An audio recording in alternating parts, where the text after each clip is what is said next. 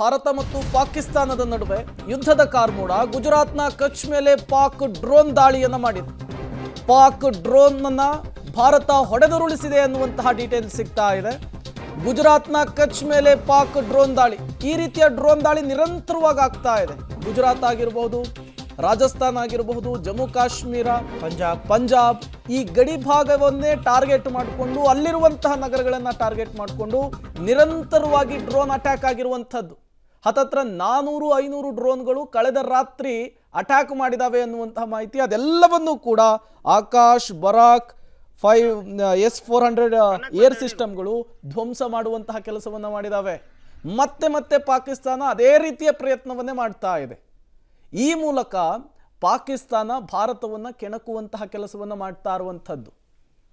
ದೃಶ್ಯದಲ್ಲಿ ತಾವೀಗ ನೋಡ್ತಾ ಇದ್ದೀರಾ ಡ್ರೋನ್ಗಳನ್ನು ಹೊಡೆದುರುಳಿಸಿರ್ತಕ್ಕಂಥದ್ದು. ಆಗಲೇ ಆರಂಭದಲ್ಲಿ ಕರ್ನಲ್ ವೆಂಕಟೇಶ್ ನಾಯಕ್ ಅವರು ಹೇಳ್ತಾ ಇದ್ರು, ಕೆಲವು ಲೋ ಇಂಟೆನ್ಸಿಟಿ ಡ್ರೋನ್ಗಳನ್ನ ಅವರು ಬಳಸ್ತಾ ಇದ್ದಾರೆ, ಇನ್ನು ಕೆಲವು ಸರ್ವೆಲೆನ್ಸ್ ಡ್ರೋನ್ಗಳನ್ನ ಬಳಸ್ತಾ ಇದ್ದಾರೆ ಅಂತ. ಸರ್ವೆಲೆನ್ಸ್ ಡ್ರೋನ್ ಅಂತಂದರೆ ಏನು? ನಮ್ಮ ಏರ್ ಬೇಸ್ಗಳನ್ನ ಕ್ಯಾಪ್ಚರ್ ಮಾಡಿಕೊಂಡು ವಾಪಸ್ ಹೋಗಿ ಇಲ್ಲಿನ ಮಾಹಿತಿಗಳನ್ನು ಅಲ್ಲಿಗೆ ತಲುಪಿಸ್ತಕ್ಕಂಥ ಕೆಲಸ ಇವೆಲ್ಲವೂ ಕೂಡ ಆಗ್ತಾ ಇದೆ ಅಂತಕ್ಕಂಥದ್ದಕ್ಕೆ ಸಂಬಂಧಪಟ್ಟಂತೆ ಅವರು ಮಾಡ್ಬೋದು. ಬಟ್ ಅವ್ರ ಹತ್ರ ಎಷ್ಟು ಡ್ರೋನ್ ಇದೆ ಅಂತಕ್ಕಂಥದ್ದೇ ನನಗೆ ಇನ್ನೂ ಲೆಕ್ಕ ಸಿಗ್ತಾ ಇಲ್ಲ.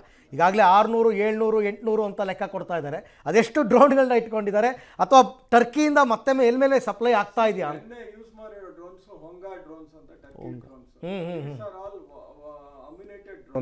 Andre it can launch 4 grenades. It has got air guns which can direct and hit. It can be manually operated. It has got a 10 kilometers range. Matte it can be somewhere around 30 minutes. ಒಂದೇ ಒಂದು ನಿಮಿಷ sir, ನನ್ನ colleague ಪವಿತ್ರ ನನ್ನ ಜೊತೆ join ಆಗಿದ್ದಾರೆ. ಅವ್ರ ಹತ್ರ information ತೊಗೊಂಡ್ಬಿಡ್ತೀನಿ. ಪವಿತ್ರ, ಇವಾಗ ಕಚ್ ಮೇಲೆ ನಡೆದಿರ್ತಕ್ಕಂಥ ಡ್ರೋನ್ ದಾಳಿ, ಅದರ ಇಂಟೆನ್ಸಿಟಿ ಏನಾಗಿತ್ತು ಮತ್ತು ಅದರ ವಿವರ ಏನು ಗೊತ್ತಾಗ್ತಾ ಇದೆ ಸದ್ಯಕ್ಕೀಗ?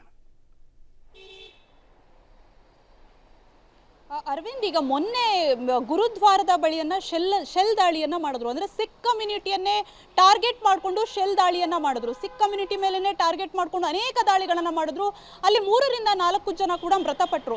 ಅದಾದ ಬಳಿಕ ಈಗ ಮತ್ತೆ ಮುಂದುವರೆದಿದೆ ಆ ದಾಳಿ. ಈಗ ಡ್ರೋನ್ ದಾಳಿಯ ಮೂಲಕ ಸಿಖ್ ಕಮ್ಯುನಿಟಿಯನ್ನ ಟಾರ್ಗೆಟ್ ಮಾಡ್ತಾ ಇರುವಂತದ್ದು ಅಮೃತಸರದಲ್ಲಿ. ಆದ್ರೆ ಇದ್ಯಾವುದಕ್ಕೂ ಅವಕಾಶ ಕೊಟ್ಟಿಲ್ಲ ಏರ್ ಡಿಫೆನ್ಸ್. ತಕ್ಷಣ ಅದನ್ನ ಹೊಡೆದು ಉರುಳಿಸಿದೆ. ಈಗ ಅದರ ಅವಶೇಷಗಳು ಏನಿದೆ ಆ ದೃಶ್ಯಾವಳಿಗಳಲ್ಲಿ ನೀವು ಗಮನಿಸ್ತಾ ಇರಬಹುದು.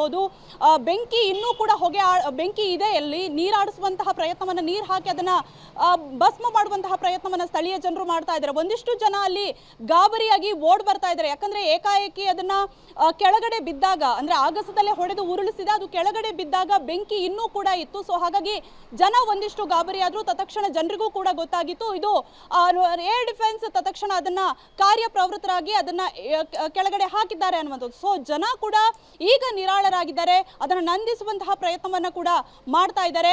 ಇನ್ನೊಂದು ಭಾಗದಲ್ಲಿ ಕ್ಷಿಪಣಿಯ ಅವಶೇಷಗಳು ಕೂಡ, ಬಿಡಿ ಭಾಗ ಅವಶೇಷಗಳು ಕೂಡ ಲಭ್ಯ ಆಗ್ತಾ ಇದೆ ಹರಿಯಾಣ ಭಾಗದಲ್ಲಿ.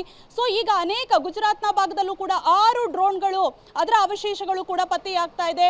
ಅದು ಕೂಡ ಬೆಂಕಿ ಉಗುಳುವಂತಹ ಸ್ಥಿತಿಯಲ್ಲಿದೆ. ಸೊ ಈಗ ಏನಾಗ್ತಾ ಇದೆ ಅಂದ್ರೆ ಜನರಿಗೆ ಗಾಬರಿ ಆಗುವ ಬದಲು ನಿರಾಳರಾಗ್ತಾ ಇದ್ದಾರೆ.